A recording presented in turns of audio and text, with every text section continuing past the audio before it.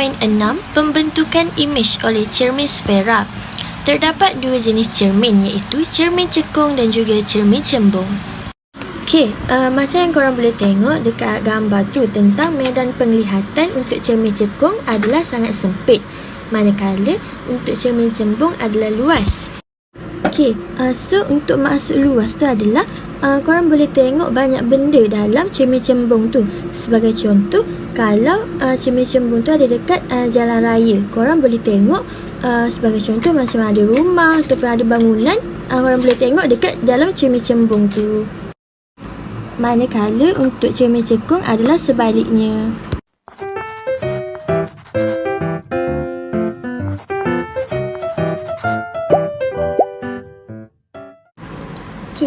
Untuk ciri-ciri untuk cermin cekung dan juga cermin cembung ni adalah, untuk yang pertama, untuk yang cermin cekung tu, objek antara titik fokus F dengan cermin.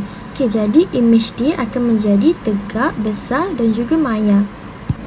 Lepas tu untuk yang nombor 2, U sama dengan F tu, imej dia akan terbentuk di infinity. Lepas tu imej tu akan menjadi sangat besar dan tidak boleh ditangkap pada skrin. Untuk yang nombor 3, imej akan menjadi terbalik, besar dan juga nyata. Untuk yang nombor 4, imej akan menjadi terbalik, sama saiz dan juga nyata. Untuk yang kelima, imej akan menjadi terbalik, kecil dan juga nyata. Dan untuk yang terakhir, untuk cermin cekung adalah imej akan berada di titik fokus F dan akan menjadi sangat kecil dan juga nyata. Jadi, cara paling senang untuk korang hafal tentang cermin cekung ni adalah kalau objek tu dia lebih jauh daripada cermin, maka imej tu akan jadi lebih kecil. Seterusnya untuk cermin cembung adalah tak kira lah objek tu berada di dekat ataupun jauh cermin, imej tu tetap akan kelihatan sama, iaitu akan kelihatan tegak, kecil dan juga maya.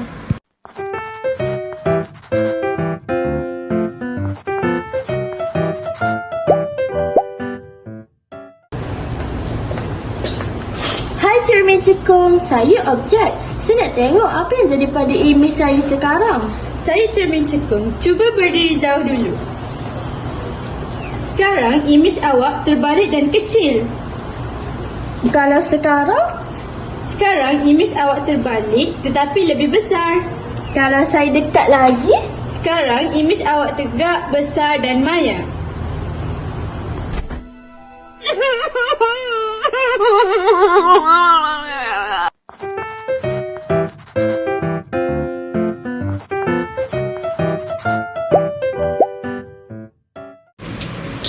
Macam yang korang boleh tengok, torchlight itu adalah contoh cekung, manakala yang sebelah kanan tu adalah contoh untuk cermin cembung.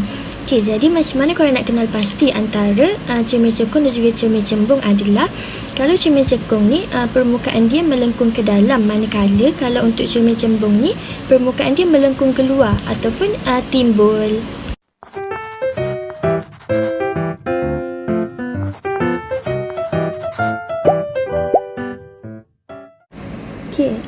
Cermin keselamatan dalam bangunan tu ataupun di dalam supermarket adalah contoh aplikasi cermin cembung dalam kehidupan harian kita.